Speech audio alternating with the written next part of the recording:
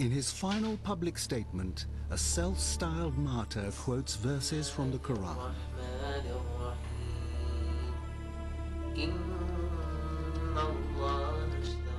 Indeed, Allah has purchased the wealth and souls of the believers in exchange for paradise.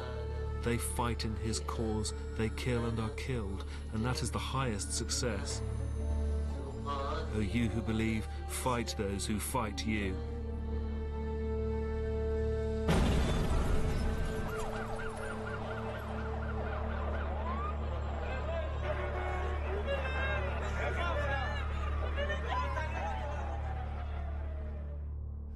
I don't see Quran connected to killing.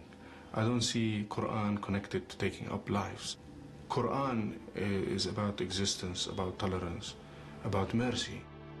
The main objective of the Sharia is forgiveness. Is to be forgiven, is not just to judge and to kill. I believe that Islam's law of retaliation in kind for murderers is one of the most beautiful laws of the Quran. If we want to choose only one good law from the Quran, it's that one. So many different voices come out of the Quran. Moderate people have their support in the verses of the Quran. Radical people have the same thing with different verses in the Quran. The Quran honors women. The Quran dignifies women. I feel that as a woman every day. It is my personal belief that I am not required to wear the hijab.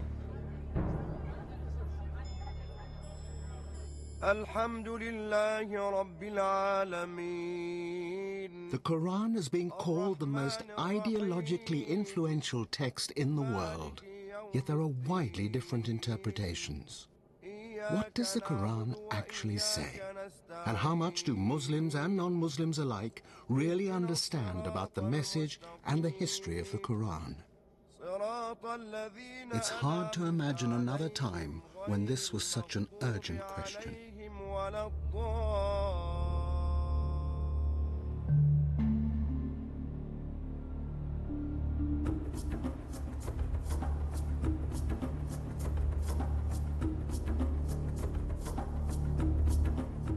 Orthodox Muslims believe that the Quran in its original Arabic is the perfect, timeless and unchanging word of God as first revealed to the Prophet Muhammad by the angel Gabriel in a cave in the Arabian desert nearly 1,500 years ago.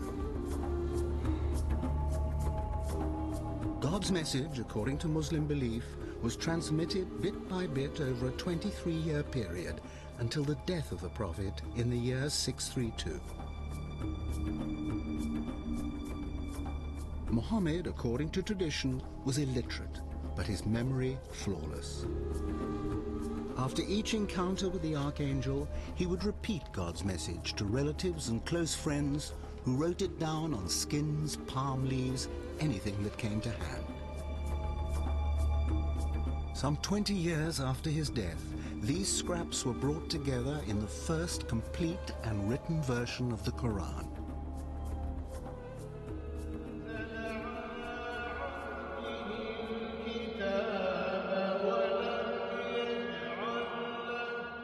To hear it recited is for most Muslims to experience the power of divine revelation as a shattering voice from the unseen. This is God's word. God is present. God is there talking to you.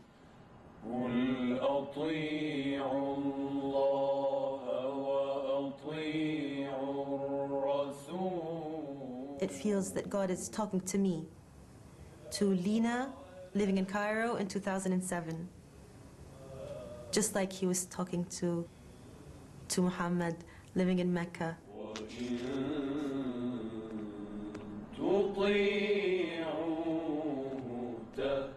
It's talking to me, not to my intellect. It's talking to my body, it's talking to my heart.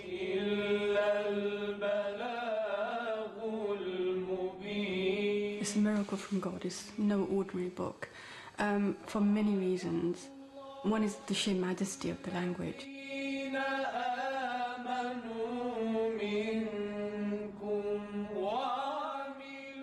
It's a very beautiful linguistic form. Sometimes it makes me cry. I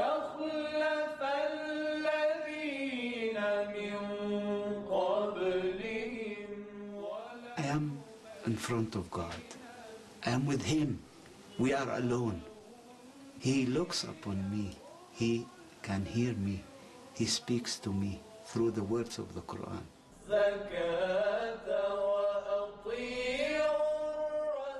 Muslims believe the Quran to be God's final revelation to mankind. It runs to just over 6,000 verses, roughly a fifth of the number in the Bible. But unlike the Bible, there's no obvious chronology. It's a series of revelations within a complex narrative structure. It's not a history book. It's not a moralizing book. It's not a sermon. It's not a text of science. It's itself. There's no other text before or since that is remotely comparable to it. It gives you parameters, and it leaves your intelligence and your own judgment to derive the details. So it's a book of guidelines. Today, Islam is a religion of vast dimensions. Well over 1 billion people, from the Americas to China, from Finland to the southern tip of Africa, are Muslim. Yet within this single universe of belief, there are profound differences in the status of women, in attitudes to peace and violence, punishment and forgiveness.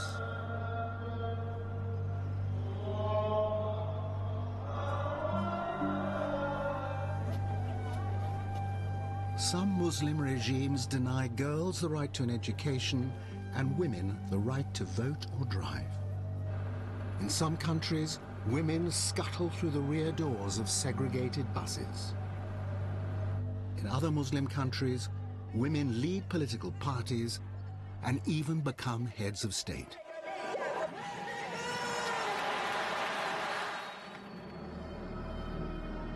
In a few Muslim countries, executions by stoning, hanging and beheading are carried out in public. In others, the death penalty has been abolished altogether. There are also striking differences in forms of worship and belief.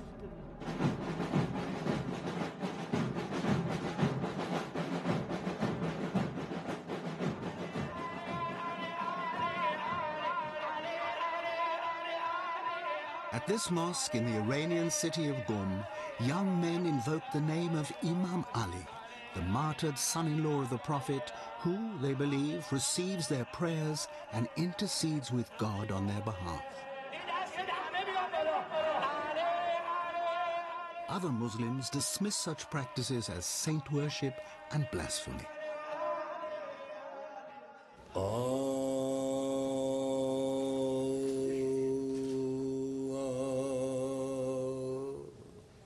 In this Turkish mosque, the same Imam Ali, martyred founder of the Shia community, looks down on devotees who spread a message of peace and harmony between all those, Christian, Muslim and Jew, who share a belief in one God. Here, men and women worship side by side and express their devotion in song and sometimes even in dance. Other followers of the same Quran consider this form of worship and the pictorial representation of Ali sacrilege. In this mosque, on the other side of the same city, men only pray with men. The opposite sex is considered a distraction, so women are screened from view. In some mosques, they are entirely excluded. But if Islam is firmly rooted in the Quran, and the Quran is the ultimate and changeless message of God, how are these differences possible? The most striking contrast is in the role and status of women, symbolized by the different rules governing the wearing of the veil. This Egyptian family believes that from the age of 3, all girls should wear the hijab, which covers the throat and neck. Once they reach puberty, the full niqab, which leaves only the eyes exposed. My husband encouraged me to conceal my body to please God, and to please him as well, because he will be judged for my actions. So I did as he wished. Because everything about a woman is seductive, God wants her to be completely covered by the niqab. If that's God's will, it's also my will.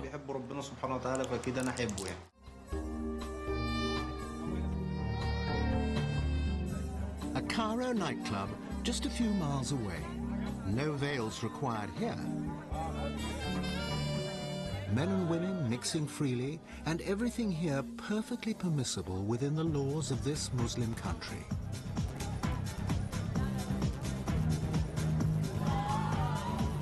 But even the women here would cover up before venturing into the streets outside. There's no law that requires it, but a powerful consensus that women should be veiled. In other parts of the Muslim world, the veil is obligatory. The women here in Iran are uniformly dressed in chadors, which cover their hair and all their outer clothing, leaving only the face and hands exposed. Every Saudi Arabian woman is required by law to be fully covered, including hands and face. While in Muslim Turkey, wearing the veil at all is a contentious issue, and the ground rules are changing all the time. When I walk down the streets of Cairo unveiled, I do feel a certain pressure. I don't look like everyone else. It attracts attention, and some of it is negative. 3 decades ago, the hijab did not exist in Egypt. Up until 1974, I had not seen a single veiled woman. If you look at the Nasser funeral in September 1970, 7 million Egyptian men and women were on the streets of Cairo. You will not spot one veiled woman. Nasser's funeral was a turning point. For 16 years, this charismatic Egyptian leader bestrode the world stage, inspiring Arabs everywhere with his vision of a united, secular Arab superstate.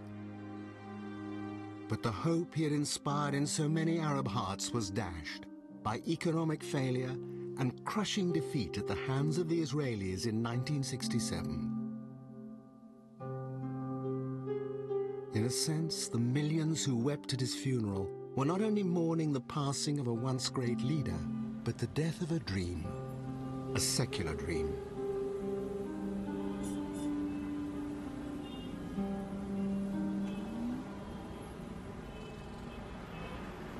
Suddenly, we did not have much to hang on to.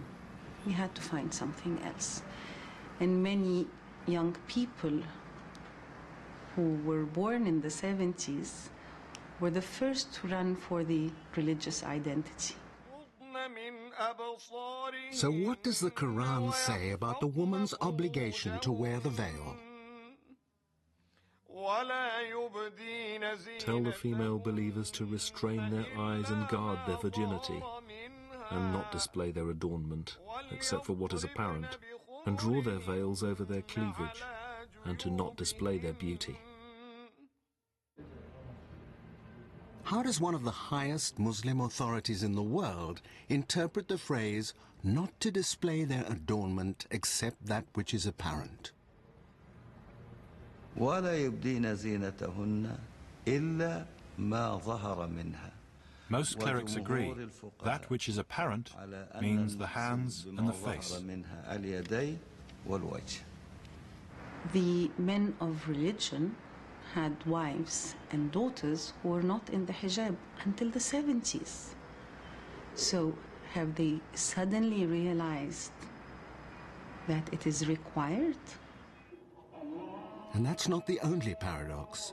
Other scholars interpret the same verse in the Quran as a clear injunction that a woman should be completely covered. The Quran has clearly stipulated women's dress code in Surah Al-Nur. It states that the face, eyes, lips and womanly beauty are their adornments.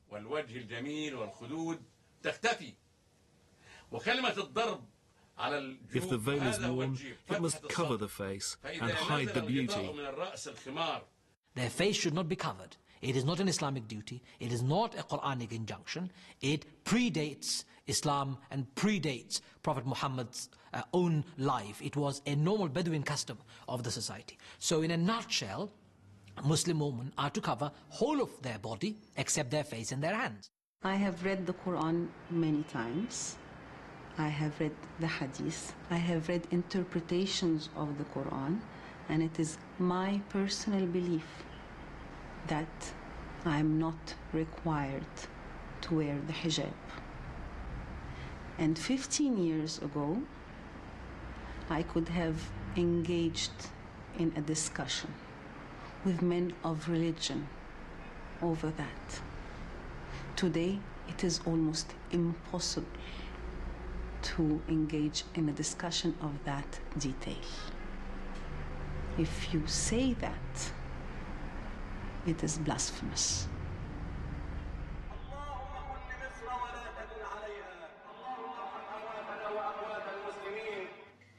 7 a.m. in their Cairo apartment. Anan Kamal and her husband Mustafa are getting their children ready for school. In one sense, this is everyday reality. In another, it is not.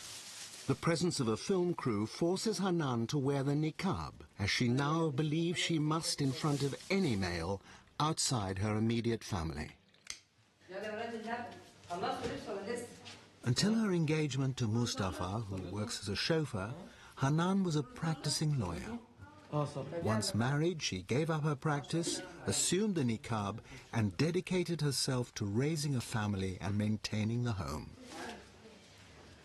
She says that Mustafa had no influence on the decision.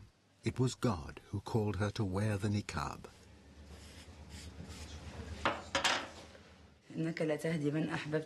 Humans don't control what happens to them. It is God who directs us. Has Allah rewarded you for your devotion?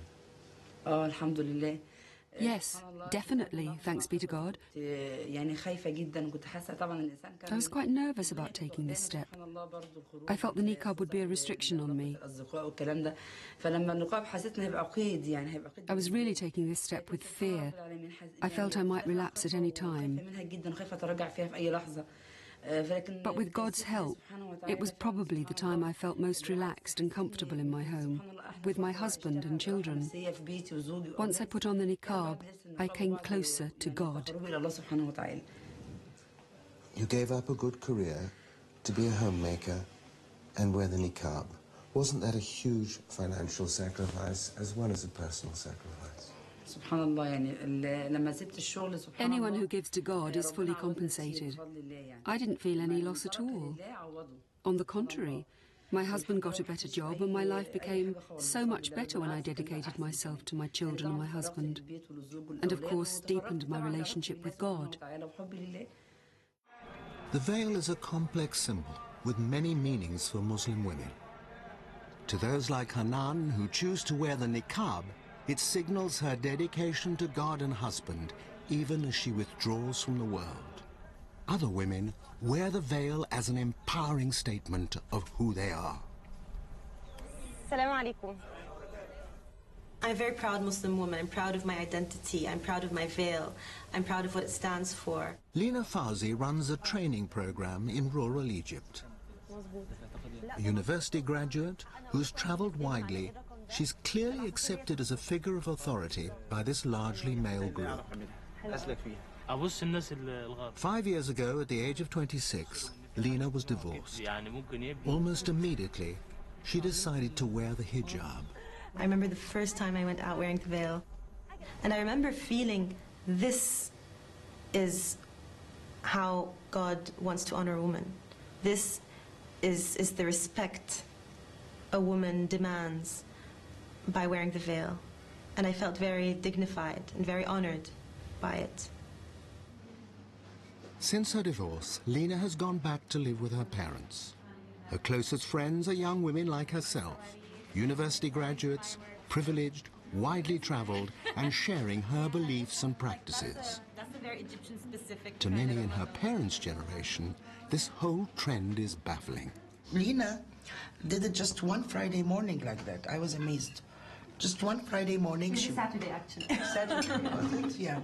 And she just put on the hijab, came out of her room, and she said, okay, here I am, I'm muhajjaba. To be honest with you, I wasn't very happy. I wasn't very happy at all. Because I don't think that the hair of a woman is something that she has to hide. This is what I believe. Because I feel my hair is like my flesh. One verse in the Quran says that Muslim women should hide, should not show their natural beauty, natural adornment, except that which appears from it. And there's a whole controversy around that. What appears from it? Is it the face? Is it the hands? Is it the eyes? Is it the hair? And lots of people have said different things about that. It is not a verse in the Quran. I feel maybe many, Al-Azhar maybe will be mad at me if I say so, but God could have said, cover your hair. It wasn't mentioned. It was mentioned for the wives of the Prophet. Personally, there's no way I could deny that my hair was part of my natural beauty. In my heart, I felt that that was part of what God had asked me to cover up as a Muslim woman. Do you feel, are you treated like a second-class citizen in a country like this? Well, the short answer is no. I question a lot of things, but I feel very, very comfortable accepting that if there's something that I feel is not right with the Quran, then the problem is with my understanding, not with the Quran. Having said that, the Quran is constantly enjoining us to reflect, to question, to understand, to use our mental faculties, to use our heart and understanding. As you read it, you don't feel the Quran relegates women to an inferior status? Not at all. Really? If there is any disempowerment to women in this part of the world, it's entirely cultural. It's nothing to do with religion. Islam has honored women. Men and women are entirely equal in Islam. But is that really the message of the Quran? There are a number of verses that seem to define the status of women.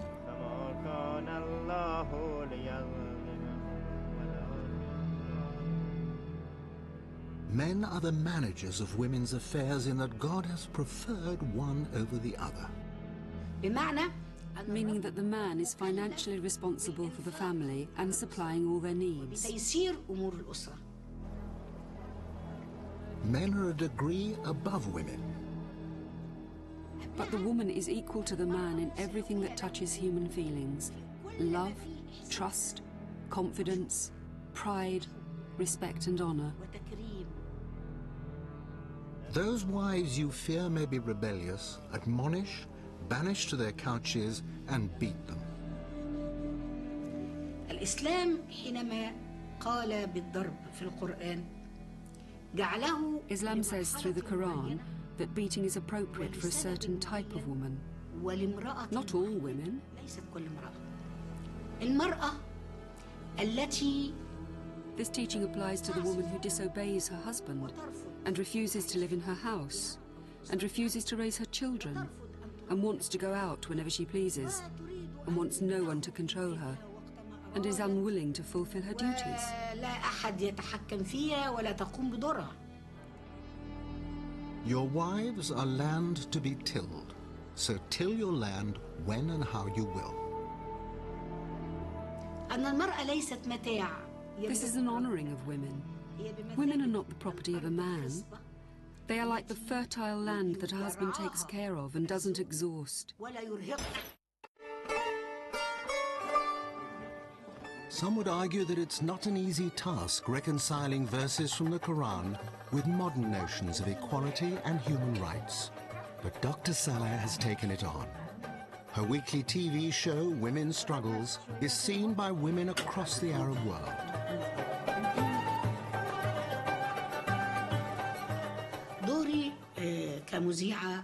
My duty as a broadcaster and an academic is to show the true face of Islam and the correct interpretation of the Quran and the traditions of the Prophet. The issue of the veil, polygamy, divorce, the beating of women, the non-participation of women in political life, depriving the woman of her financial property and private property, forcing women into marriage, in some countries to marry someone she doesn't love because he's from the same tribe.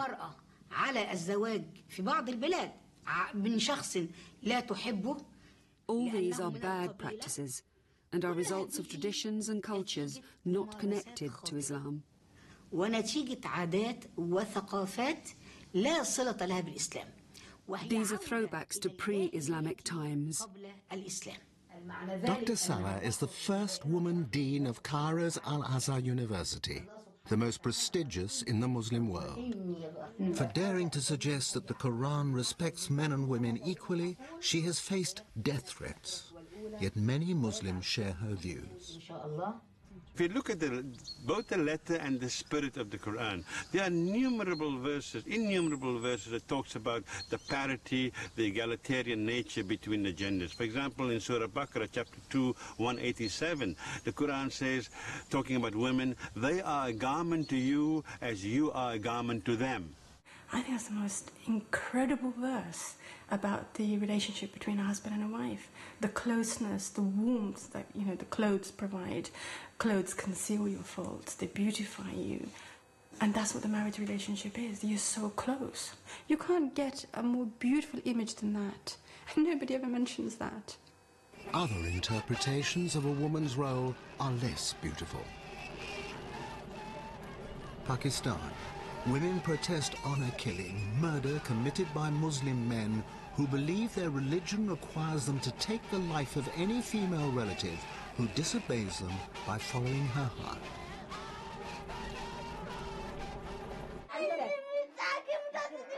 Little girls subjected to circumcision.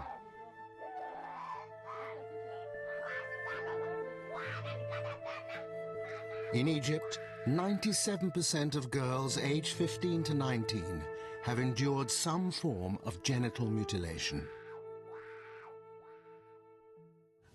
Circumcision has existed from the time of the Prophet of God and has been organized by the Prophet himself. The Quran does not say anything about female genital mutilation. It is a tradition that has unfortunately existed in this country for centuries. Although there's no endorsement in the Quran, some hardline clerics strongly support the practice. Circumcision is the reason why Muslim women are virtuous, unlike Western women who run after their sexual appetite in any place with any man. I hope I don't insult or embarrass the English nation, where adultery occurs on a large scale. With circumcision, it would refine, rectify, purify. It is an African cultural practice predating Islam, and undoubtedly, as far as the ijma, consensus amongst the scholars of the world of today is concerned, it harms a female body, it's mutilating a female body, not allowed. How does one separate customs that predate Islam from the message of the Quran? Can history throw any light on the present?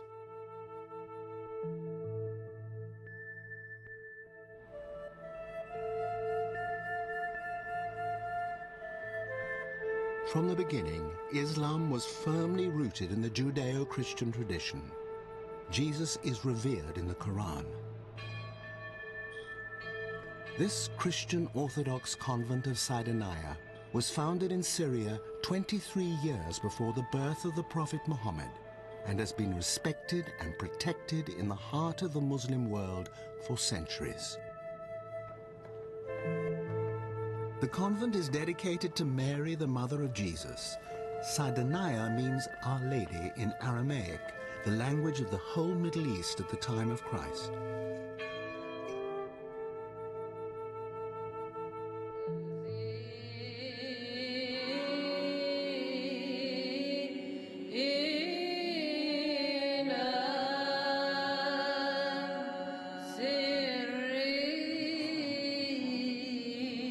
Arabic is now the language of these Christian devotions. God is Allah, and anyone familiar with the Quran will recognize words and phrases in the sung liturgy.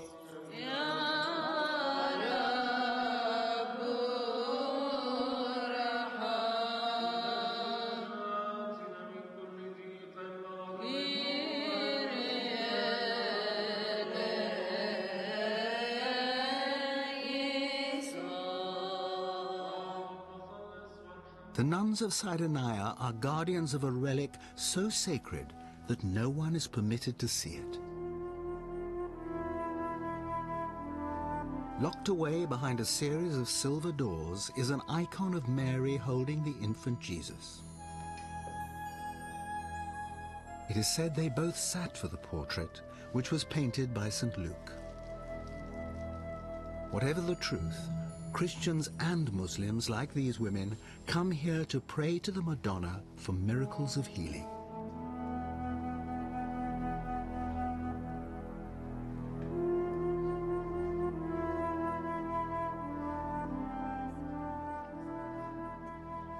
I came with my husband here to the church and asked Madonna to give me a baby. Mary in Islam and the Quran is regarded as the highest and the most chaste and virtuous woman ever. A woman who brought a miracle on the face of this earth, a birth of a baby, even though she was virgin. But of course, God does not need to be the father of the baby. That's the difference in the Islamic narrative. An entire chapter of the Quran is named after Mary. Abraham, Moses, David, and the prophets of the Torah are also revered, as is Jesus. Though not considered the Son of God, he is mentioned more times by name in the Quran than Muhammad himself. Jesus is a very revered figure. He is also considered a prophet who brought one of the holy scriptures that we also believe in. In Islam, it's known as Injil. It's now known as, of course, the New Testament. I believe in Moses and I believe in the Torah. Would that make me a Jew? If I believe in Jesus and the Bible, that make me Christian. And I believe in Muhammad and the Quran, that make me Muslim. Jesus and Moses and Muhammad, they are the same level of prophecy. They are ulil azm. You know, they are mentioned in the Quran as they are messengers from God. So who we are to say this is better than the others and this is right and this is wrong? Lakum dinukum waliya din. You have your religion, I have mine. God says. These are not my words. And there are many other verses in the same vein. Muslims, Jews, and Christians are described as the people of the book. Those who are Jews and Christians, their reward is with the Lord. There is no compulsion in religion. Other verses warn Muslims not to follow the errant views of Christians and Jews, nor to take them as their friends. Tolerance and intolerance apparently in equal measure. And so it is with messages of peace and violence. Whoever killeth a human being, it shall be as if he hath killed all mankind. And whosoever saveth the life of one, it shall be as if he'd saved all mankind. But then in the very next verse, the only reward of those who make war upon Allah and his messenger and strive after corruption in the land will be that they will be killed or crucified, or have their hands and feet on alternate sides cut off. Such will be their degradation in the world and in the hereafter. Theirs will be an awful doom. The Quran is like a big store, like a big supermarket. In this book, you are able to pick different answers. You are able to make peace according to the Quran. You are able to declare war according to the Quran. So many different voices come out of the Quran. Moderate people have their support in the verses of the Quran. Radical people have the same thing with different verses in the Quran. A Quran for peace, a Quran for war, vividly illustrated by Islamic history. First, there was conquest. After Muhammad's death in 632, Arab armies fanned out in all directions. To the north and east, they defeated the armies of Byzantium and Persia, claiming Syria, Palestine, Iran, and Iraq for Islam. To the west, they conquered Egypt and swept across North Africa, reaching the Atlantic coast by the 680s. As the desert warriors defeated these great civilizations, they chose not to raze and destroy, but to learn and build upon what was already there. Some of the greatest Islamic architecture in the world was created less than 80 years after the Prophet's death. The Quran is the initial detonation that launches one of the most extraordinary civilizational stories of human experience. Within 100 years, the barefoot warriors of Western Arabia were masters of a great, sophisticated, hugely prosperous civilization that stretched from the beaches of Morocco across to the gates of China. And really the force that produced that was this amazing, radioactive, glorious piece of thunder in their hands, which was the Word of God, the uncreated Word of God. Later, when the Arabs were defeated by successive waves of invaders from the east, something remarkable happened. Such was the power of the Quran that the conquerors abandoned their pagan beliefs and submitted to the faith of the people they had conquered.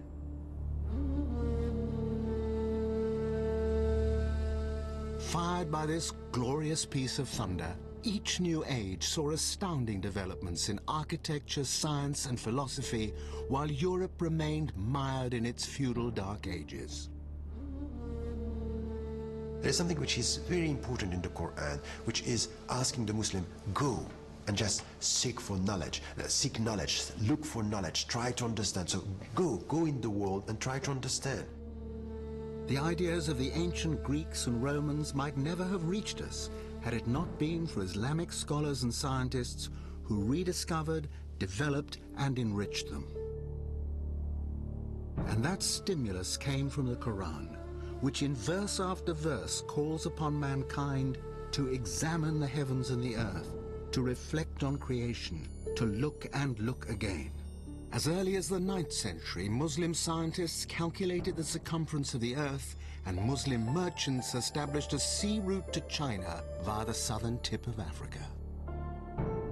Arabic numerals were developed from their Indian origins into the basis of a new arithmetic, and Islamic scholars made a huge contribution to the development of geometry, algebra, and trigonometry. Islamic medicine remains standard practice for 1,000 years.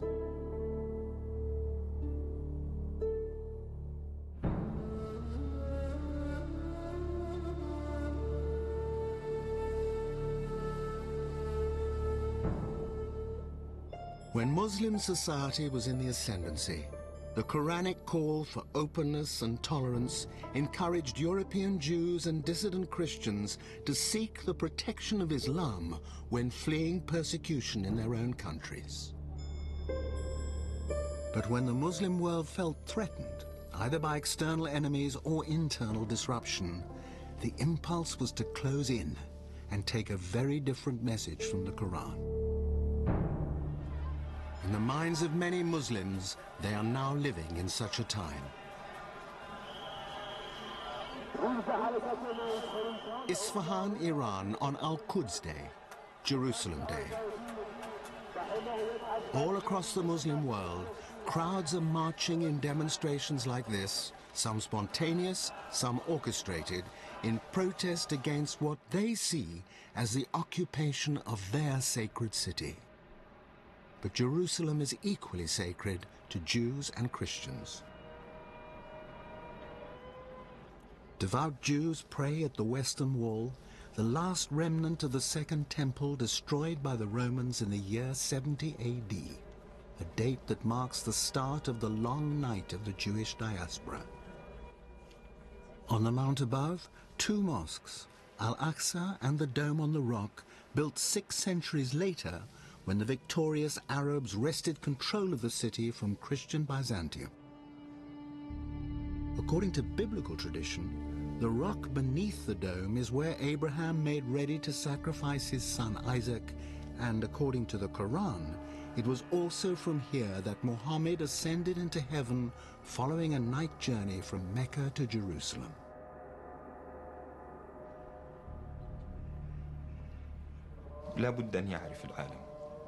People must understand, Jerusalem is the 3rd city for us after Mecca and Al-Medina. In the early days, the Prophet and his companions used to face Jerusalem when they prayed, until they received God's instruction through the Quran to face Mecca.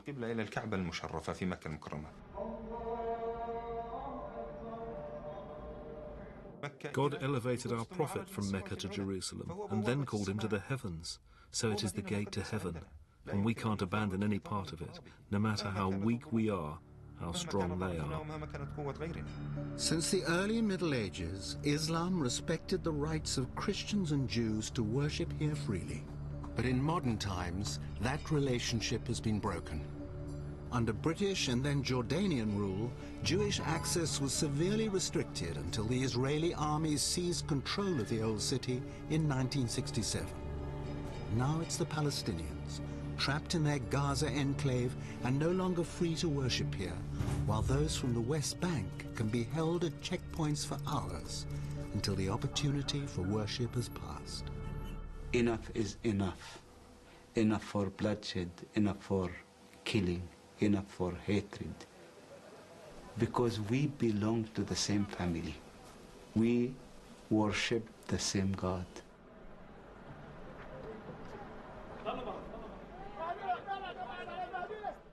Even in Jerusalem here, and Hebron, and Shechem, Nablus, all these places are holy places for Muslims and non-Muslims, for Muslims and Jews. In the West Bank city of Hebron, the tomb of Abraham, father to the Jewish and Arab nations through his sons Isaac and Ishmael. As clearly stated in the Quran, God himself chose Abraham for his friend and commanded Muhammad, Abraham, Moses, and Jesus, be not divided. But Hebron is as fiercely divided as any city on earth. Abraham's tomb is on the front line between Palestinians and Jewish settlers and is guarded like a fortress. Close it. In order to maintain the sanctity of these places, we have to work together. We have to ask ourselves how it could be better for all of us, how we are able to rebuild the reality in a different way, far from hatred, far from bloodshed, far from war, to give the sense of security, to give the sense of trust between ourselves. But when trust and mutual respect break down, the hard men on all sides reach into their sacred texts for the messages they need to hear. Sheikh Tafesh of Hamas was elected to represent Bethlehem and claims that nearly a third of his votes came from Christian Palestinians. Right needs power to protect it, especially when your land and your people have been attacked. Flowers sometimes need the protection of thorns. The message of the Quran is clear. If anyone attacks you, attack him in like manner. If they kill our women, children, and elderly as they have in our cities and villages, we will retaliate in kind. Suicide is specifically forbidden in the Quran. That's true. God said, do not kill yourselves and do not bring misery upon yourself. So we are forbidden from attempting suicide. If we had the same weapons as the enemy, we would not resort to this method, but we don't, so it's our only option. There's the paradox in the Quran. On the one hand, the consistent message that life is sacred. In verse after verse, suicide is explicitly forbidden. Destroy not yourselves. And yet, the suicide bomber is also quoting from the Quran when he says that those who die fighting in God's cause achieve martyrdom and receive their reward in paradise. Is this fighting in God's cause? And this?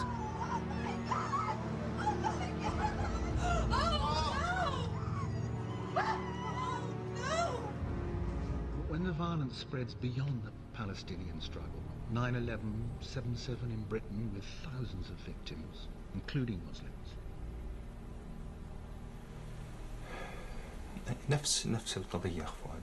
The same issue. What does America plant in the world? It is guilty of great injustices against ordinary people. It attacks them. And the same goes for Britain, which occupied many Arab and Muslim countries. In all that time, how many people did Britain murder and execute?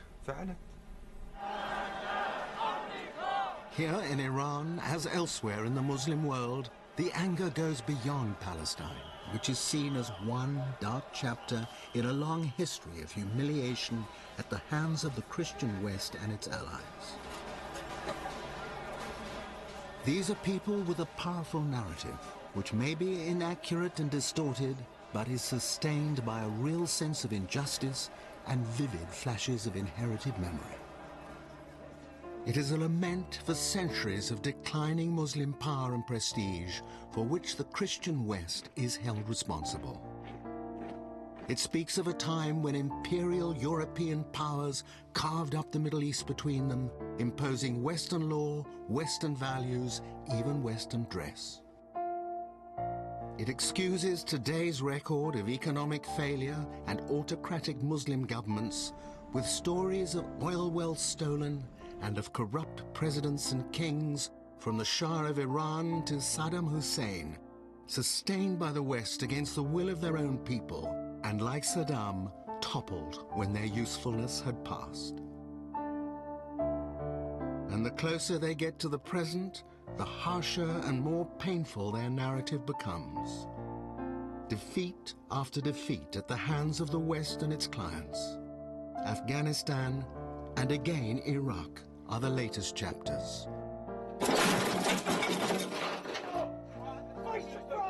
Not seen as any kind of liberation, but as occupation and humiliation.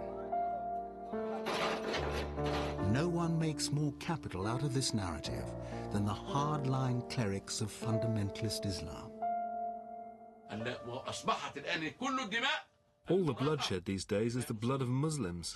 Chechnya is Muslim blood, Kashmir is Muslim blood, Afghanistan is Muslim blood, Bosnia and Herzegovina is Muslim blood, Palestine is Muslim blood, Cyprus is Muslim blood, Ethiopia is Muslim blood, and Somalia is Muslim blood. We almost covered the map. And as the anger rises and the tone hardens, the voices of those to whom the Quran speaks of peace and tolerance are drowned out by those who take the contradictory message. And we have to declare that we are the children of the Emir of believers, Imam Ali. And wherever we are, we will stand up against the enemies of Islam. We will never surrender to these crooked people. Never.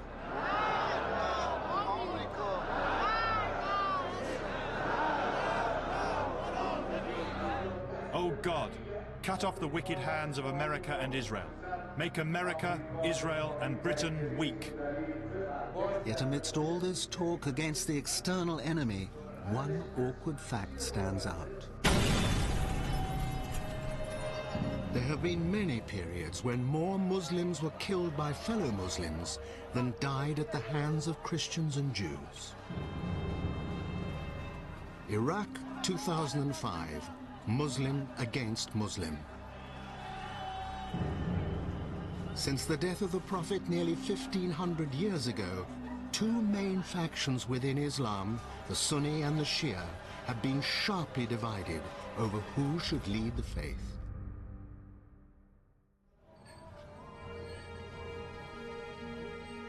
Diversity of tongues and colors is, in the words of the Quran, among the wonders of God's creation. Allah has no preference for any race, tribe, or nation above another, and is no respecter of human ideas of class and status. The best in his sight is the most honorable. It is a message that gives dignity to the poorest laborer or peasant who has no need of priests or rabbis to interpret God's message because, as it says in the Quran, we have made this easy to understand in your own tongue. Any shed, field, or street corner is a suitable place to worship him, and he is always close to you. Closer, God says in the Quran, than your jugular vein. And when you pray, you feel you're speaking directly to him. Prayer gives you a feeling that no one can describe. It's beyond human imagination. You feel you're in God's hands, in the hands of someone you love. You're not praying because you have to, or because you're frightened of him. You're praying because you feel such love for him. Whether prayer is private or communal, the idea that everyone has a direct personal relationship with God is at the heart of the message of the Quran and Sunni Muslim belief. And the Sunnis are the majority, about 85% of the worldwide Muslim community.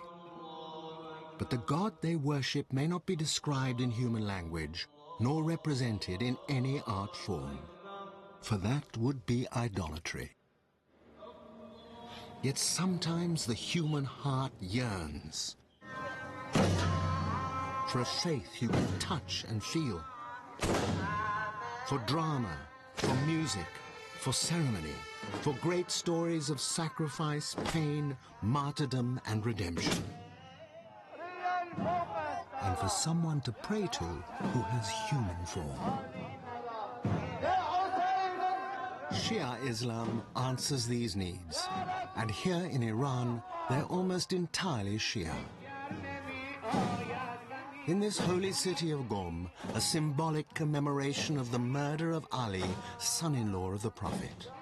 The Shia believe that Ali and his descendants, the Imams, were chosen by God to lead the Muslim community. But down the generations, one Imam after another was murdered.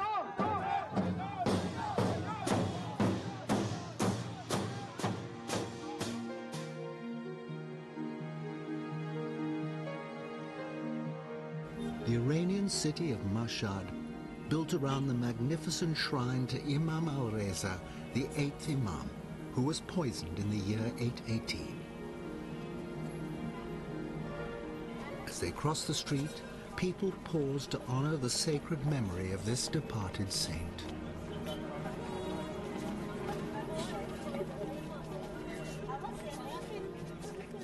Shia pilgrims come to Mashhad from all over the world with gifts and donations and to pray to Imam al-Reza, in the same way that Roman Catholics and Orthodox Christians pray to their saints for help, guidance, and miracles of healing.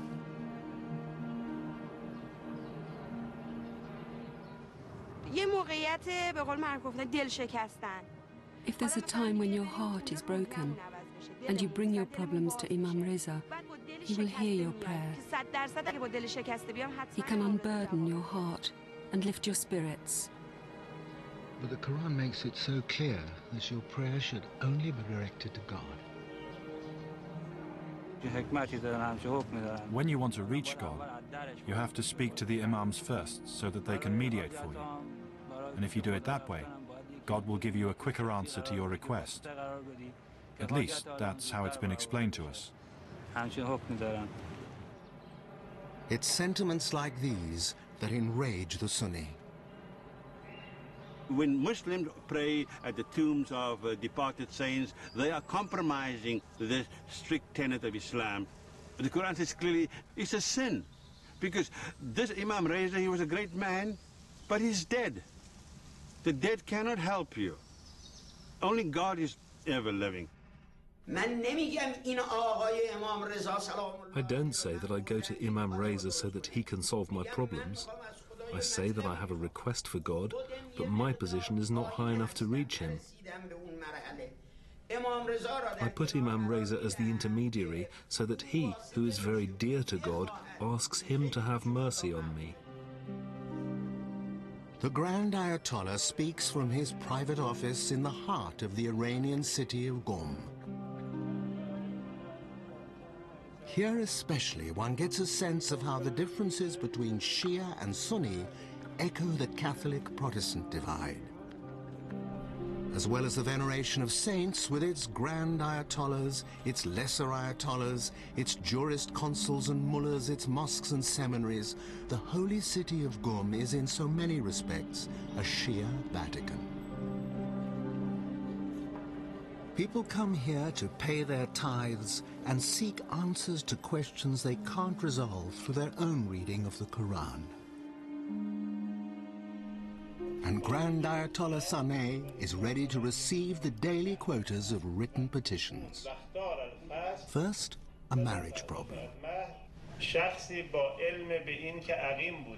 This husband entered the marriage concealing the fact that he was infertile and incapable of having children.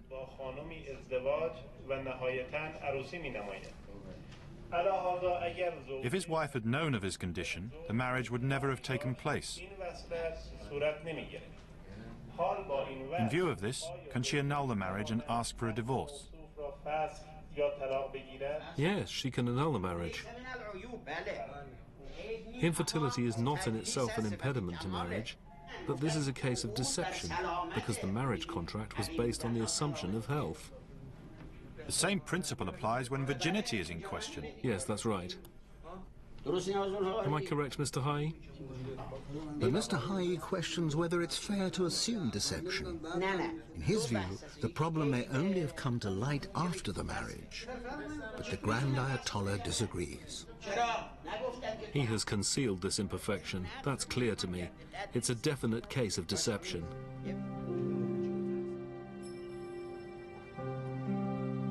The Quran is totally against any kind of priesthood. In chapter 9, verse 31, it says quite categorically, talking about the Jews and the Christians, that one of their problems was that they'd taken their rabbis, their monks, their priests as lords besides God. We do not require intermediaries. There's no need for an intercessor. You and I have the absolute right to pray and to connect with the divine. Sunni and Shia, both claiming a divine right to lead the Muslim community, but they are fundamentally divided in their relationship with God and the Quran. The cause of 1,500 years of bloody conflict, where the minority Shia have been the underdogs.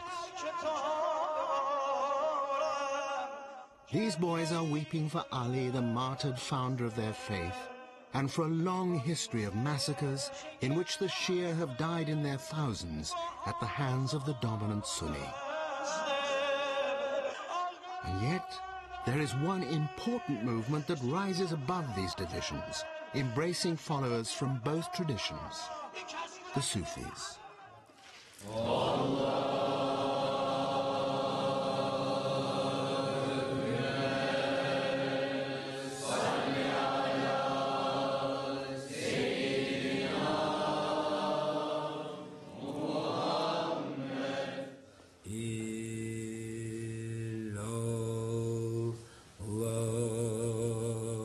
Hundreds of millions of Muslims are Sufis who believe that the Quran speaks directly to their hearts.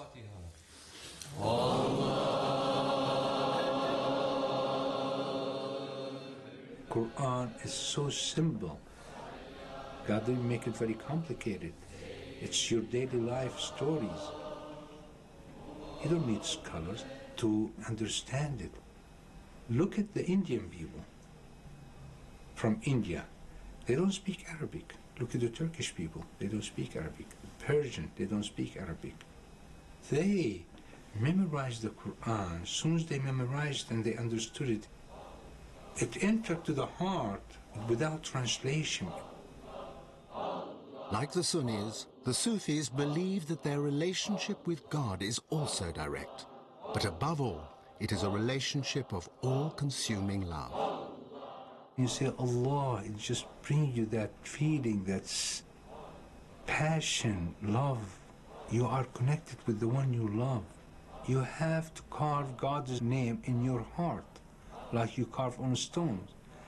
But you can't carve God's name on your heart by chisels and hammer. You carve it by repeating the name, always repeating the name. So when you say Allah, it has to come from the heart, deep. It's not just word comes out of the mouth.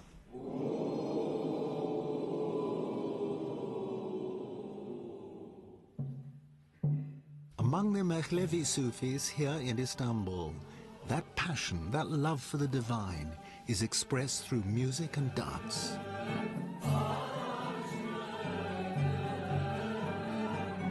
It's a 700-year-old ritual heavy with symbolism. Black cloaks representing the grave, high brown caps, the tombstone. And the dance itself, quickening and quickening, a mystical journey of love deepening and the ego vanishing as the devotee comes closer and closer to the divine.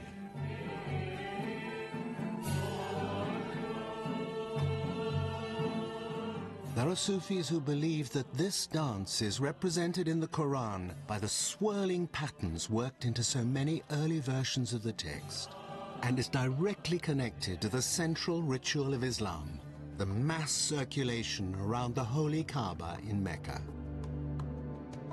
But the people who control Mecca today would regard every religious practice of the Mevlevi Sufis, the music, the dance, the easy, informal mixing of men and women, as abominations. The men who walk with King Abdullah of Saudi Arabia are Sunni Muslims, but they've moved a long way from the Sunni ideal of a direct, personal relationship with God. Saudi Arabia has its own clerical hierarchy, and the dominant religious message here is a form of Wahhabi Islam, which represents the views of only a small minority of Muslims. من وجدتموه يعمل عمل قوم لوط فاقتلوا الفاعل والمفعول رجلين يضربان بالسيف ثم يوضعان على نعش ويحرق النعش. الحقيقة أن الجهاد الذي وقع في الفلوجة يرفع الرأس وتضرب رقاب وتنسف جماجم. هذا خط النصر والشهادة والتضحية.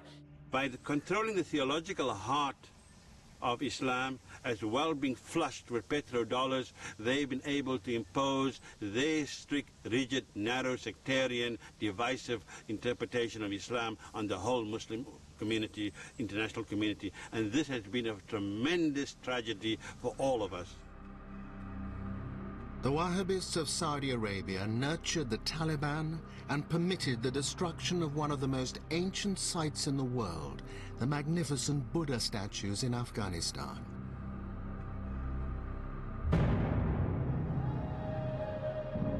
Osama bin Laden was raised in the Wahhabist faith, and 15 of the 19 terrorists responsible for 9/11 were of Saudi origin. Over the past 20 years or so, it has been argued that over $100 billion has been expended by the Saudi government in propagating their version of Islam across the world. New mosques, madrasas, Muslim teachers, imams, school textbooks, literature have all been shaped by a Wahhabi agenda.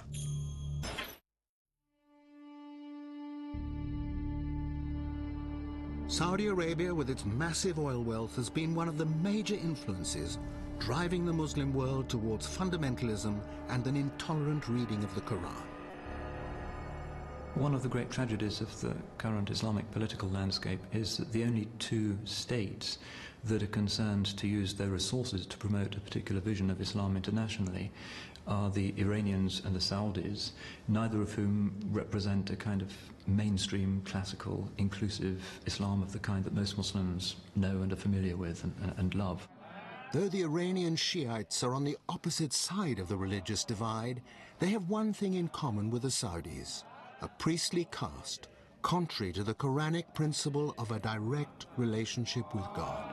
For many centuries, during the golden ages of Islam. No one had religion as a profession.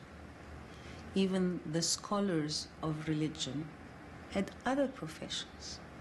Today, unfortunately, there are those who have adopted religion as a profession and are making money out of religion, and they have a huge vested interest in a huge following, in a large following, and will use every tool. They will use television, they will use all kinds of media, and monopolize religion. This is against the essence of Islam. One of the consequences of this transformation has been the introduction of public executions, floggings and hangings in Afghanistan and Iran, where the religious establishment has taken hold of political power. Iran now executes more people as a percentage of the population than any country on earth, even surpassing China. How can you justify so many executions? I believe that Islam's law of retaliation in kind for murderers is one of the most beautiful laws of the Quran. If we want to choose only one good law from the Quran, it's that one. But it's not just murderers who are killed in this country. Homosexuals are put to death. People are executed even for possessing alcohol. If the government decides that by killing them it can restore security, it's allowed to do so. I hope in the future this becomes law not only in the Islamic Republic of Iran, but in the entire world of Islam. But does the Quran really justify any of this? What does it say about crime and punishment? As for the thief, both male and female, cut off their hands. It is the reward of their own deeds, an exemplary punishment from Allah. Allah is mighty, wise.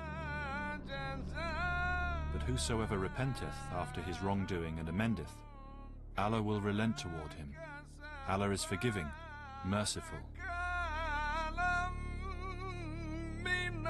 The Quran stipulates that sentence cannot be carried out if the offender sincerely repents. Yet this emphasis on mercy is frequently overlooked. The adulterer and the adulteress, scourge ye each one of them with 100 stripes. Let not pity for the twain withhold you from obedience to Allah.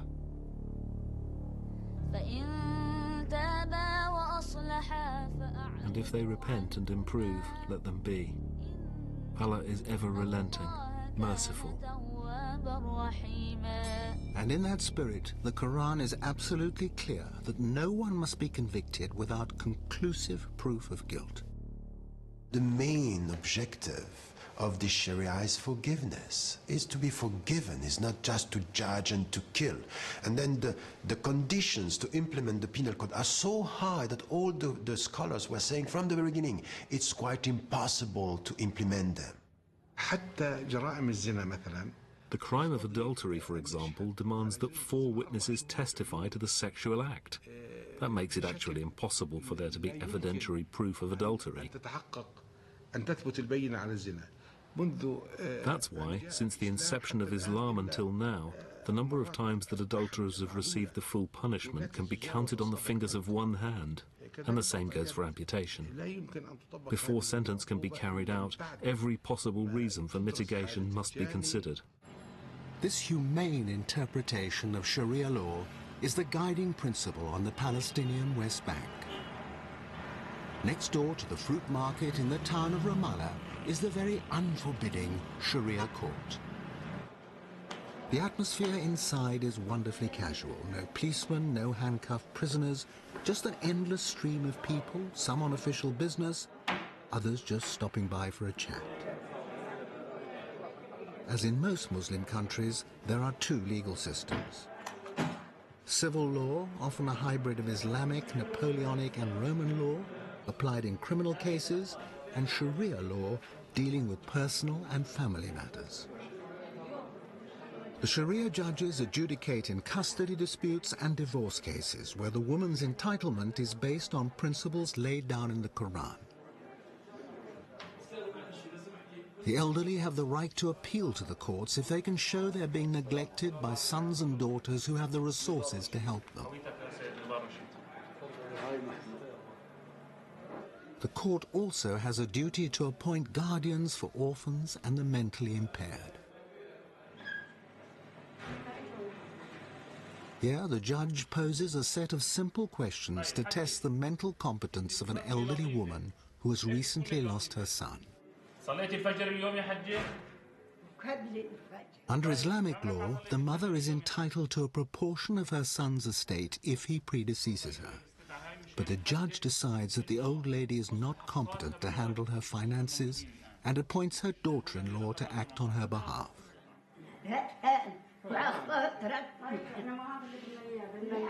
This is the law based on Quranic principles as practiced here, but quite unlike the way it's applied in some Muslim countries. If the Quran is so clear about the principles of justice, how are any differences possible?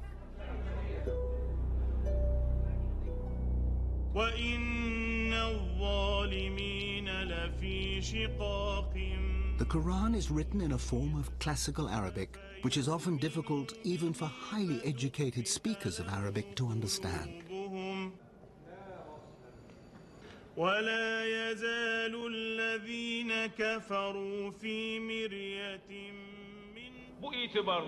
For most Muslims, Arabic is not their first language, and no translations, it is said, can capture the full meaning of the original. As a result, the individual imam or preacher becomes the intermediary between the Quran and the message his followers receive. That message can be tailored to fit the time and place.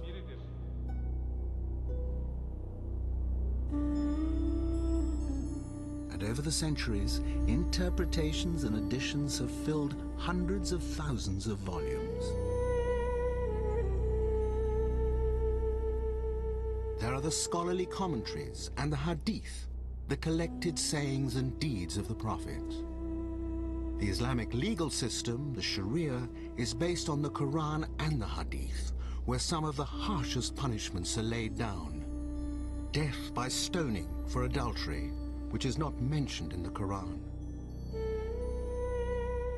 The hadith were all compiled and collected some 250 to 350 years after the death of the Prophet. Many of them are forged or fabricated and have been called into question. Unfortunately, however, many Muslims consider the hadith to be co-equal with the Quran. But clearly that is not so. The Quran makes quite clear that it is the ultimate text. Anything else cannot be on the same level. But even the Quran is vulnerable to change and distortion, if not in its original Arabic, certainly in translation. The King Fahd printing press in Medina, Saudi Arabia, has the capacity to publish 10 million Qurans a year in Arabic and 44 other languages. These are distributed around the world, well below cost, and in some cases for free. And it's fascinating to see how the Saudi religious establishment has augmented the text. Into the verse that speaks of those who have earned God's anger and gone astray, they have inserted, in brackets, such as the Jews and such as the Christians. And into the verse calling upon the faithful to make their armaments ready against the enemies of Islam, the translator has made another insertion: tanks, planes, missiles and artillery. What you have got are modern armaments set within the Quran itself. And interesting enough, in the introduction to this, and it is by a notable leader in Saudi, you have a justification for violent conflict, jihad, for suicide bombing, and it is stated clearly that the Quran is the perfect model for warfare. Any suggestion of distortion in the text is highly contentious because of the special significance of the Quran in the minds of Muslims. Unlike most Christians and Jews who believe their sacred texts to be authored by men inspired by God, Muslims believe the Quran to be the word of God as dictated to the Prophet Muhammad. This distinction means that critical analysis of the sacred texts becomes an extremely sensitive issue when applied to the Quran. And the problem is compounded when some of the scholars making the attempt are Western non-Muslims. Are they really in a position to shed new light on the text and its origins? In 1972, during the restoration of the Great Mosque of Sana'a, capital of North Yemen, workers discovered a mash of old parchments in a loft between the inner and outer roofs. The entire load was stuffed into some 20 potato sacks, where it might have remained were it not for the arrival 7 years later of Dr. Geert Puin, a German scholar and Quranic expert. Puin immediately grasped the significance of the find. Working with a team of local assistants, he carefully prized the layers apart and fired off thousands of photographs. 4 fragments immediately caught Puin's attention. They contained the first and last chapters of the Quran, and unlike any other Qurans in existence, they were illustrated with architectural drawings of mosques, a vital clue to their origin. Man kann eben diesen Koran, because of its drawings, because of the art historical context, you can date this Quran very precisely to the time of Al-Walid. sehr genau datieren auf die Zeit von Al-Walid. This is the reign between 705 and 715. 5 und 715. The oldest datable Quran in the world, created some 70 years after the death of the Prophet. From the potato sacks, Puin identified fragments from nearly 1,000 different Qurans. Comparisons between them and the standard Cairo text in use today are startling. These early texts are written in a kind of shorthand with no vowel markings or distinguishing dots, which means that individual words can have up to 30 different meanings. Es ist tatsächlich so, dass man durch die schiere Existenz The sheer existence of so many different possible readings would suggest that this text wasn't passed down word for word. Der Text eben nicht wortwörtlich überliefert. The text isn't as stable as it seems in the Cairo version.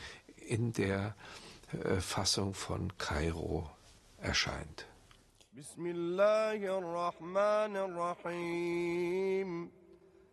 Muslim scholars today argue that the integrity of every word of the text has been perfectly preserved through the oral tradition. But the written Quran shows variation. Forensic examination of the Sana'a fragments revealed earlier texts that had been washed off and overwritten.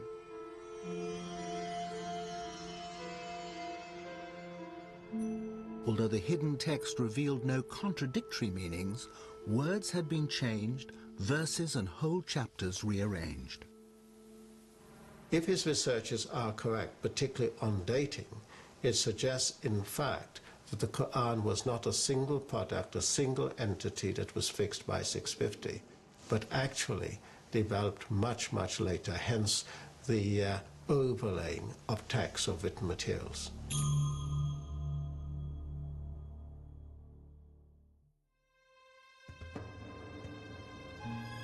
In 2001, Puin's conclusions were taken one dangerous step further. A book appeared written by an expert in early Semitic languages. It was so controversial that the author published under the pseudonym Christoph Luxemburg and will only speak on condition that his identity remains concealed. Unbedingt erforderlich, den Koran neu zu lesen. In order to understand it correctly, we need a fundamentally new interpretation and reading of the Quran. Dr. Marcus Gross helped to translate the book from its original German into English and is willing, openly, to express the author's views. A quarter or a fifth of the Quran contains words which have been misunderstood, or words which don't make real sense. That number can be vastly reduced with a knowledge of Syriac to, let's say, 5%.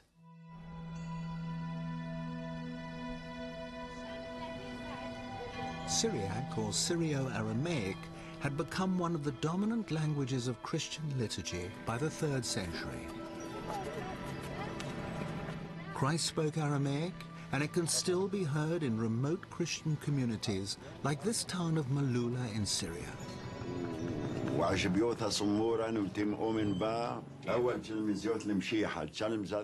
But at the time of Muhammad, Syrio-Aramaic was the major written and cultural language of the whole region.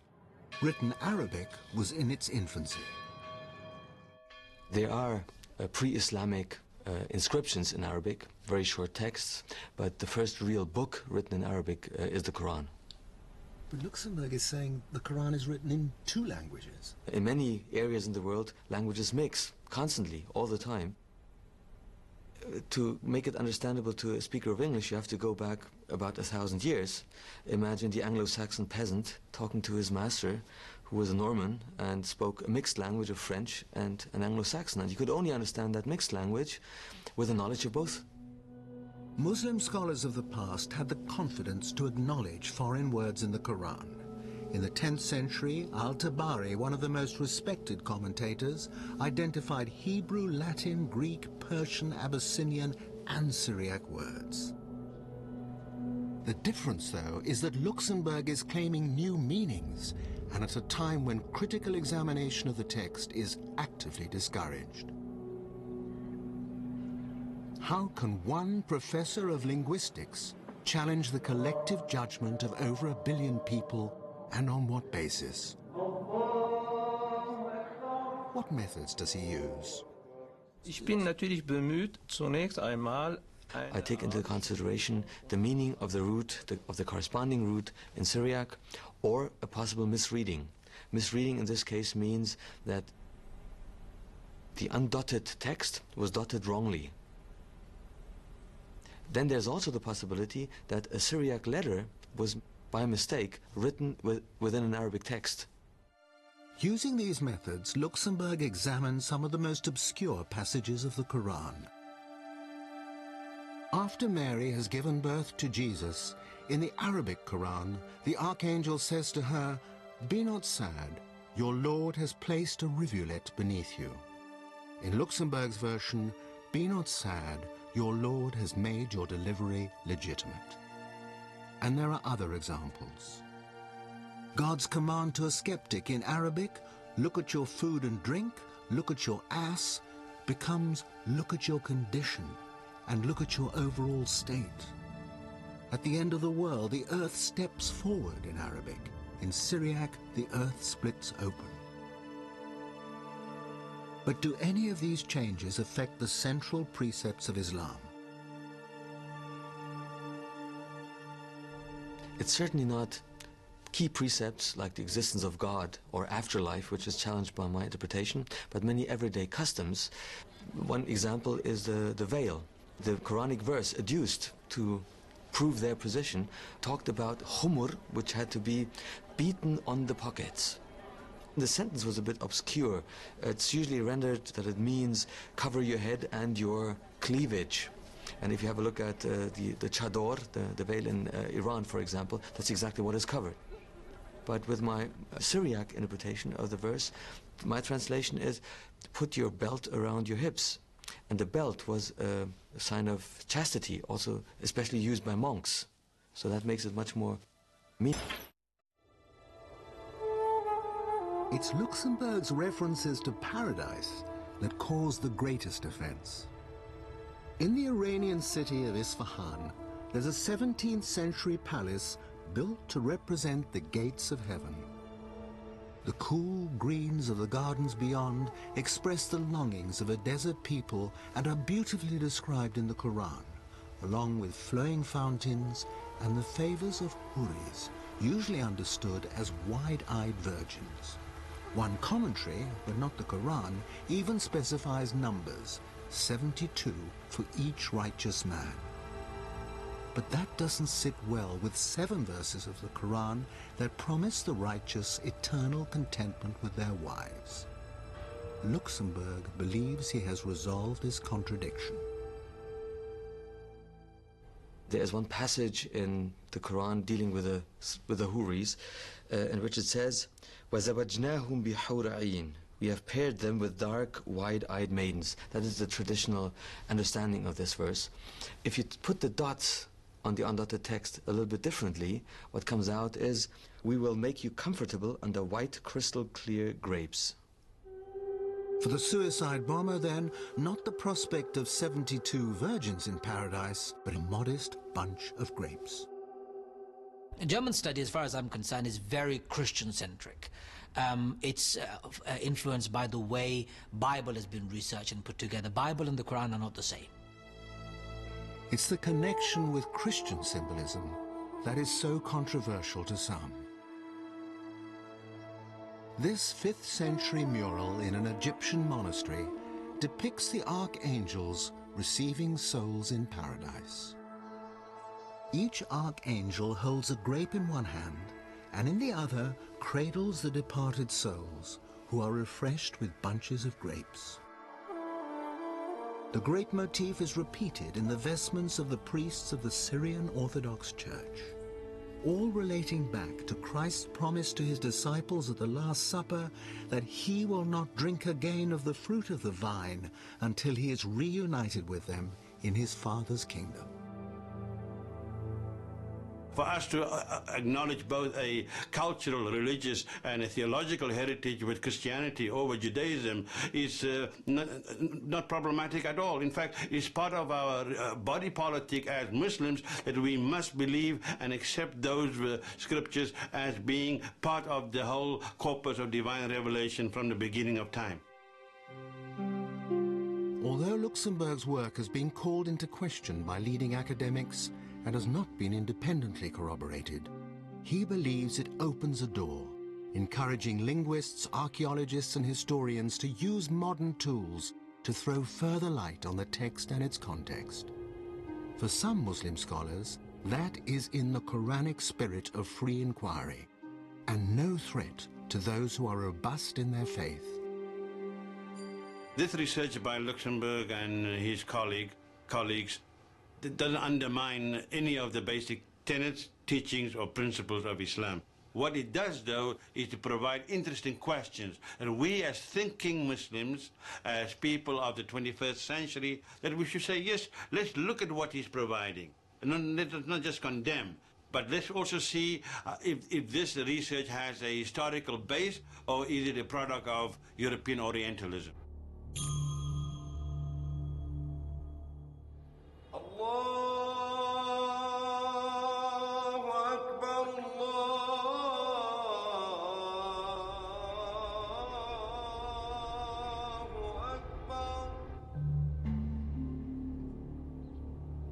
The Quran has brought comfort and peace to countless millions. It has given the humblest peasant and laborer a sense of worth and dignity rarely equaled in any other civilization. It has taught people of different races to live in brotherhood and people of different creeds to live side by side in reasonable harmony. It has inspired a great civilization in which Muslims live creative and useful lives and which, by its achievements, enrich the whole world.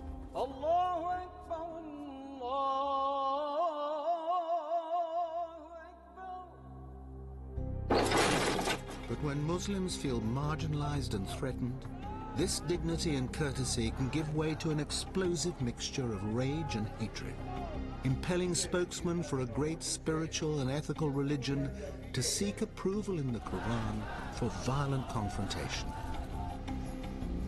And this at a time when more Muslims are probably reading and hearing the Quran than in all of previous history. Electronically sophisticated believers can even access the text in its original Arabic or in translation through the new generation of electronic Qurans.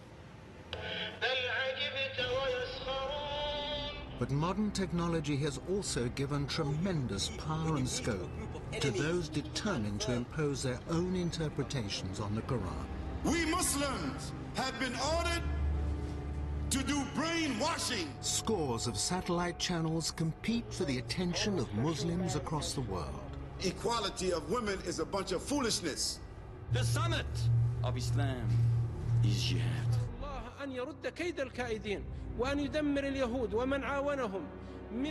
Now, of course, the latest technology is the internet, which is a very important platform for the spread of sort of fundamentalist types of religion. It's depressing to see how profoundly a religion's temper can be shaped simply by purely technological developments, but that is one of the things that's happening at the moment. The internet has become the chosen forum of radicals and extremists.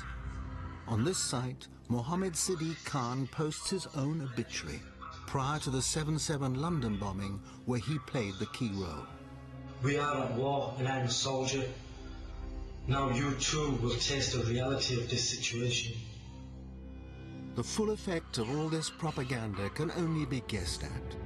But certainly some men and women have changed the way they believe they should live their lives according to the Quran, and in a very short time. Turning a great city like Cairo into a place that would be unrecognizable to anyone returning here after an absence of only 30 years. Up until 1974, I had not seen a single veiled woman. If the veil is worn, it must cover the face and hide the beauty. But it's not just a question of interpretation. Sometimes there's a selective reading of the text, ignoring, for instance, the firm injunction to forgive any wrongdoer who sincerely repents.